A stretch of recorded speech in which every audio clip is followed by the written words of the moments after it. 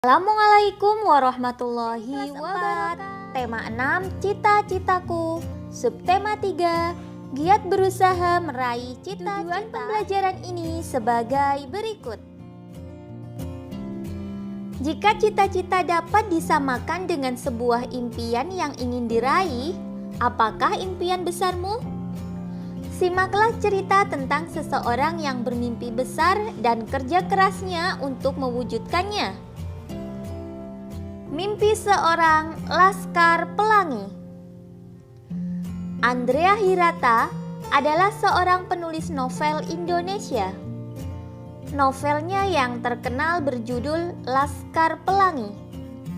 Karyanya tiba-tiba menjadi pembicaraan di mana-mana, terlebih di dunia sastra. Karya Andrea Hirata dianggap sangat mewakili kehidupan anak-anak di Indonesia. Apalagi novel ini diangkat dari kisah nyata sang penulis. Bermimpilah dalam hidup, jangan hidup dalam mimpi. Sewaktu kecil, Andrea Hirata menimba ilmu di sebuah sekolah yang kondisi bangunannya sangat mengenaskan. Bahkan, bangunan itu hampir roboh. Kondisi sekolah yang bernama SD Muhammadiyah tersebut memang cukup memprihatinkan. Sebagai anak dari pegawai rendahan, ia terpaksa bersekolah di sekolah yang bentuknya lebih mirip sebagai kandang hewan ternak. Kendati harus menimba ilmu di bangunan yang tak nyaman, Andrea tetap memiliki motivasi yang besar untuk belajar. Di sekolah itu pula, ia bertemu dengan sahabat-sahabatnya yang dijuluki dengan sebutan Laskar Pelangi. Di SD Muhammadiyah, Andrea bertemu dengan seorang guru bernama Nyi Ayu Muslimah. Kegigihan Bu Muslimah untuk mengajar siswa yang hanya berjumlah tak lebih dari 11 orang itu ternyata sangat berarti bagi kehidupannya. Berkat Bu Muslimah, Andrea mendapatkan dorongan yang membuatnya mampu menempuh jarak 30 km dari rumah ke sekolah untuk menimba ilmu. Bu Muslimah juga yang memacunya untuk mengejar cita-citanya bersekolah di negeri seberang, Prancis. Sebuah mimpi dan cita-cita yang sangat mustahil kala itu. Cerita yang berjudul Mimpi Seorang Laskar Pelangi dapat kita rangkum dalam diagram berikut. Cita-cita Andrea Hirata adalah bersekolah di Prancis. Halangan yang dihadapi, dia bersekolah di bangunan yang hampir roboh. Kemudian, dia juga merupakan anak seorang pegawai rendahan. Lalu, jarak dari rumah ke sekolahnya itu sangat jauh, yaitu 30 km. Sikap yang dimiliki oleh Andrea Hirata diantaranya tidak mudah menyerah, gigih, serta rajin belajar. Usaha yang dilakukan oleh Andrea Hirata meliputi memiliki motivasi belajar. Kemudian, saat bersekolah dia menempuh jarak 30 km untuk menimba ilmu. Lalu, dia mengejar mimpi dan cita-cita yang mustahil kala itu. Dari situ dapat kita simpulkan, sebuah cita-cita dapat diraih dengan kerja keras dan dukungan orang-orang di sekitar kita. Selanjutnya, bacalah puisi berikut di dalam hati.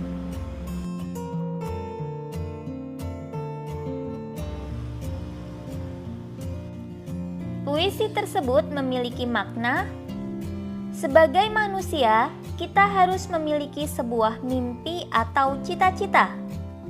Dengan memiliki cita-cita, walau sesulit apapun keadaan di dunia ini, kita pasti tetap bisa bertahan untuk terus hidup. Tandai kalimat-kalimat dalam baris puisi tersebut dengan meletakkan tanda jeda dan tekanan yang telah kamu pelajari sebelumnya. Baca kembali beberapa kali hingga kamu mantap dengan intonasi dan pemenggalannya. Hafalkan puisi tersebut, termasuk kapan kamu berhenti dan memberikan tekanan sesuai tanda yang telah kamu buat. Andrea Hirata merupakan salah satu contoh pemuda masa kini yang gigih memperjuangkan mimpi dan cita-citanya. Kemiskinan keluarganya tidak menghalanginya mengejar mimpinya hingga ke negeri orang. Ayah Andrea adalah pegawai di PN Timah Belitung. Memang tidak dapat menyediakan banyak dana untuk sekolah Andrea. Belitung dahulu merupakan daerah penghasil timah andalan Indonesia. Timah adalah salah satu jenis sumber daya alam tambang. Perhatikan peta daerah persebaran sumber daya bahan tambang berikut. Berdasarkan peta sumber daya alam bahan tambang tersebut, terdapat berbagai barang tambang yang tersebar di seluruh wilayah Indonesia. Barang-barang tambang yang terdapat di wilayah Indonesia antara lain minyak bumi, batu bara, tembaga, besi, timah, kapur, yodium, asbes, marmer, dan belerang. Barang tambang sangat diperlukan untuk memenuhi kebutuhan industri. Ada banyak manfaat dari barang tambang. Berikut ini informasi tentang manfaat sumber daya alam tambang.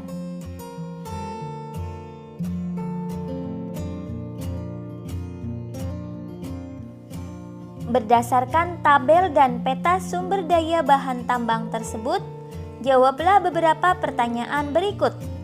Yang pertama, barang tambang apa saja yang terdapat di provinsimu?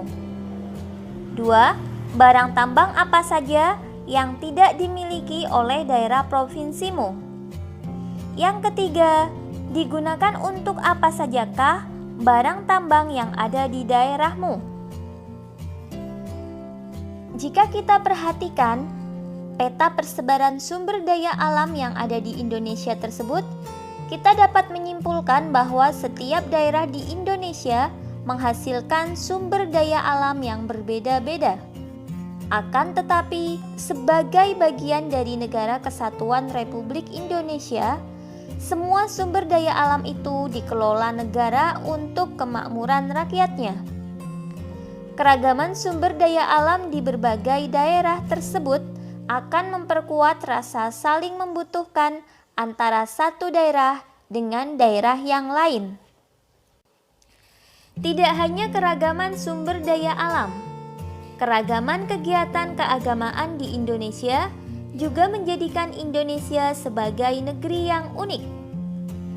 Keragaman tersebut justru meningkatkan kerukunan antar umat beragama. Berikut ini informasi tentang Hari Raya Keagamaan bagi agama-agama di Indonesia. Yang pertama ada Idul Fitri. Ini jatuh pada 1 Syawal. Umat yang merayakan adalah umat Islam. Tujuan perayaannya adalah perayaan berakhirnya ibadah puasa bulan Ramadan. Kemudian ada Idul Adha. Hari perayaannya itu pada tanggal 10 Zulhijjah. Umat yang merayakan juga umat Islam. Tujuan perayaannya yaitu memperingati peristiwa ketika Nabi Ibrahim alaihissalam bersedia untuk mengorbankan putranya Ismail untuk Allah. Kemudian Natal. Umat yang merayakan adalah Katolik. Tujuan perayaannya yaitu untuk memperingati hari kelahiran Yesus Kristus. Lalu Epifani. Ini juga dirayakan oleh umat Katolik. Tujuan perayaannya yaitu memperingati peristiwa yang terjadi setelah kelahiran Yesus Kristus. Kemudian ada Hari Raya Paskah. Umat yang merayakan adalah umat Protestan.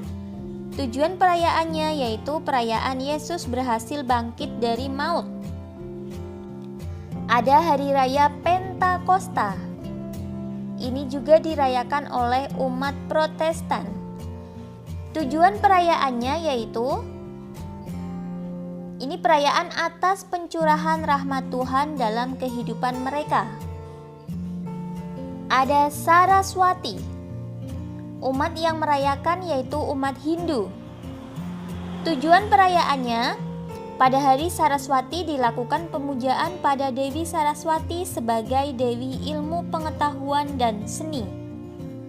Lalu ada Nyepi. Ini juga dirayakan oleh umat Hindu. Tujuan perayaannya yaitu sebagai hari penyucian dewa-dewa yang berada di pusat samudra yang membawa intisari amerta air hidup. Kemudian ada Waisak. Umat yang merayakan adalah Buddha. Tujuan perayaannya yaitu peringatan kelahiran Pangeran Siddhartha, penerangan sempurna menjadi Buddha, dan wafatnya Buddha Gautama. Lalu ada Magha Puja. Ini juga dirayakan oleh umat Buddha. Tujuannya mengenang peristiwa ketika Sang Buddha bertemu dengan 1250 murid pertamanya. Kemudian ada Imlek, dirayakan oleh umat Konghucu. Tujuannya adalah perayaan pergantian tahun Imlek. Ada Cap Gomeh, ini juga oleh umat Konghucu, dirayakan oleh umat Konghucu. Tujuannya yaitu perayaan 2 minggu setelah tahun baru Imlek. Berikut satu contoh perayaan hari besar keagamaan yang dilaksanakan di daerah Kakak. Nama perayaannya adalah Hari Raya Idul Adha.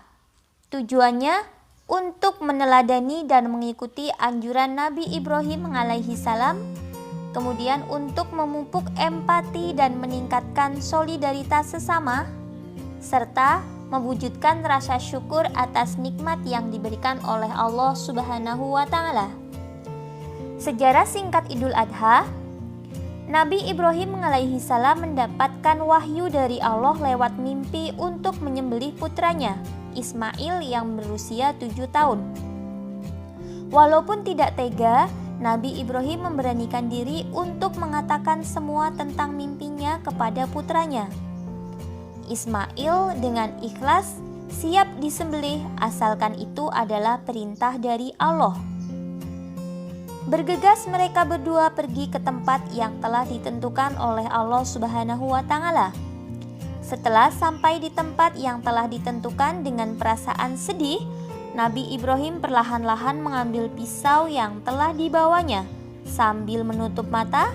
Tetapi ketika pisau tersebut hendak mengenai leher Ismail, malaikat Jibril dengan cepat mengganti tubuh Ismail dengan domba.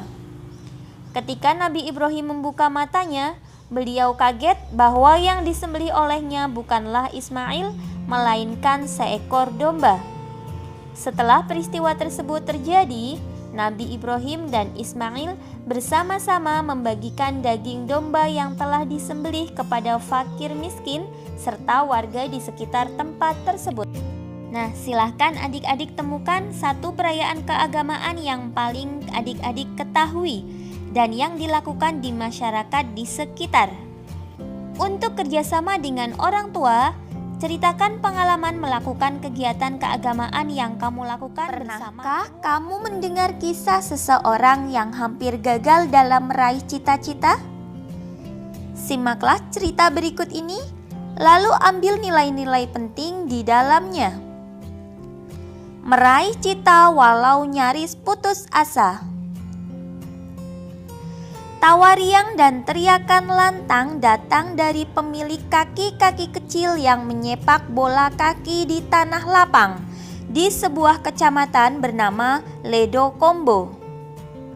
Langit mulai berwarna jingga, awan kelam pertanda siang telah berganti malam. Pemilik kaki kecil itu pun kembali ke rumah, berkumpul dalam hangatnya keluarga dan sejuknya udara desa. Kini, Kaki-kaki kecil itu telah menjadi kaki-kaki yang kukuh dan lincah menari di atas rumput hijau stadion besar. Pemilik kaki-kaki kecil itu adalah Bayu Gatra Sanggiawan. Pemuda ini lahir pada tanggal 12 November 1991 di Kecamatan Ledokombo, Kabupaten Jember, Jawa Timur. Telah lama ia ingin menjadi pemain sepak bola profesional. Pada tahun 2005, Bayu bergabung dengan tim kebanggaan warga Jember, yaitu Persid Jember. Setiap hari, ia berjuang menghabiskan waktu 45 menit untuk menuju tempat latihan dari rumahnya yang jaraknya cukup jauh. Ia rajin berlatih dan menunjukkan prestasi yang gemilang. Dari Persid Jember, Bayu pindah ke Persekap Pasuruan sebelum akhirnya ia berhasil masuk tim PON Pekan Olahraga Nasional Jawa Timur untuk berlomba di PON 2012 di Riau. Akan tetapi, kemudian ia mengalami cedera lutut parah saat prestasinya sedang gemilang. Cedera itu hampir membuatnya putus asa hingga ia ingin berhenti bermain bola. Namun, doa dan dukungan dari keluarga membuatnya tetap bersemangat. Ia melakukan operasi agar dapat berlari kembali di lapangan rumput. Setelah mulai pulih, ia meningkatkan porsi latihan agar untuk mengejar ketinggalan. Kerja keras dan kegigihannya membuahkan hasil. Bayu pun kembali tampil hebat di lapangan hingga membawa timnya menjadi juara. Cerita tersebut dapat kita rangkum dalam diagram berikut. Cita-cita Bayu yaitu menjadi pemain sepak bola. Halangan yang dihadapi, yang pertama, mengalami cedera lutut parah saat prestasinya sedang gemilang. Kemudian, setiap hari berjuang menghabiskan waktu 45 menit untuk menuju tempat latihan. Sikap yang dimiliki oleh Bayu Gatra, yang pertama, tidak mudah putus asa. Kemudian, pekerja keras dan gigih. Lalu juga sabar dan rajin berlatih. Usaha yang dilakukan oleh Bayu Gatra yaitu melakukan operasi agar dapat berlari kembali. Kemudian juga rajin berlatih dan menunjukkan prestasi gemilang. Dari situ dapat kita simpulkan bahwa kerja keras dan kegigihan membuat dia tampil hebat di lapangan hingga membawa timnya menjadi juara. Tidak ada yang mustahil jika kita berusaha. Demikian yang dilakukan oleh Bayu untuk meraih cita-citanya. Bekerja keras dan pantang menyerah harus dilatih sedini mungkin agar kamu tangguh untuk mencapai mimpi dan cita-citamu. Dalam mendeklamasikan puisi, selain pelafalan, intonasi, dan tekanan yang tepat, kamu juga harus dapat menunjukkan ekspresi wajah yang sesuai dengan isi puisi. Oleh karenanya, penting bagimu untuk mengetahui makna atau isi puisi. Apabila puisimu tentang harapan dan doa, ekspresi wajahmu harus mendukungnya, yaitu berekspresi yang sama saat kamu berdoa. Jika puisimu berkisah tentang harapan, ekspresimu harus menunjukkan mata berbinar dengan pandangan jauh menerawang. Jika puisimu berisi tentang pengalaman sedih, ekspresimu harus menunjukkan kesedihan yang mendalam seperti saat kamu kehilangan orang terkasih. Kamu dapat melatih perubahan ekspresi wajah dengan menggunakan kaca atau dengan bantuan temanmu. Setelah kamu menghafalkan puisi, kamu dapat menjiwai puisi dengan menempatkan dirimu sebagai bagian dari puisi tersebut. Setiap agama memiliki kekhasan dan keunikan pada tempat ibadahnya. Kekhasan dan keunikannya dipengaruhi oleh fungsi dan budaya masyarakat sekitar yang menggunakannya. Contoh, ada masjid. Ini kegiatan keagamaan yang dilakukan di masjid diantaranya sholat 5 waktu, kemudian sholat Jumat, pengajian Al-Quran, ceramah kajian agama, taman pendidikan Al-Quran, kemudian peringatan hari-hari besar agama Islam, untuk iktikaf, buka puasa bersama, menerima serta menyalurkan zakat, fidyah, dan infak, dan yang lainnya. Kemudian ada gereja.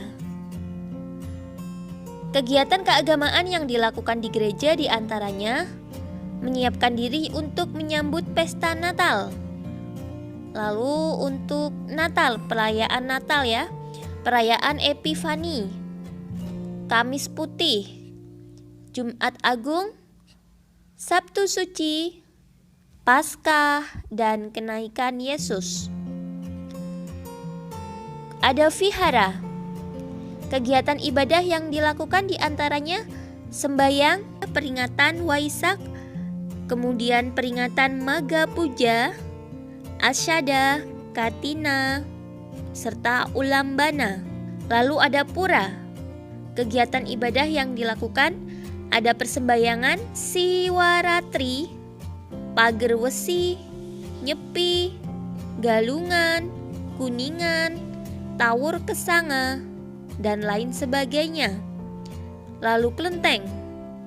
Kegiatan ibadah yang dilakukan di kelenteng meliputi Tahun Baru Imlek ya, perayaan Tahun Baru Imlek, perayaan Cap Gomeh, Cengbeng, Pehcun, serta sembayang Tiongqiu. Dapat kita simpulkan, setiap agama memiliki kekhasan dan keunikan pada tempat ibadahnya.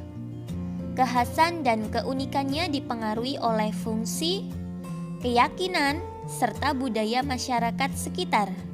Buatlah sebuah karya seni rupa tentang perayaan keagamaan dan rumah ibadah sebagai objeknya dalam bentuk montase. Montase merupakan karya seni yang dibuat dari berbagai foto atau gambar yang digabungkan dengan gambar tangan. Gambar-gambar tersebut bisa terdiri atas berbagai macam gambar yang berasal dari foto, majalah, atau bahan lainnya. Gambar-gambar tersebut diatur sedemikian rupa sehingga membuat gambar baru yang mencapai makna. Alat dan bahan yang diperlukan ada kertas gambar, gambar-gambar yang sudah ada termasuk gambar rumah ibadah, lem kertas, gunting, dan alat gambar meliputi pensil, spidol, pensil warna, dan lain sebagainya. Cara kerjanya, pertama, potong atau guntinglah gambar-gambar yang telah disiapkan mengikuti bentuknya. Kedua, tempel gambar-gambar tersebut pada kertas gambar dengan menggunakan lem kertas. Gambar tersebut disusun sesuai cerita yang kita inginkan. Terakhir, sempurnakan karya montase dengan menambahkan gambar tangan. Alhamdulillah, sekian video pembelajaran kali ini. Semoga bermanfaat. Banyak kekurangan kakak mohon maaf. Selamat belajar dan tetap jaga kesehatan. Semoga senantiasa mendapatkan kemudahan dari Allah Subhanahu wa Ta'ala. Wassalamualaikum warahmatullahi wabarakatuh.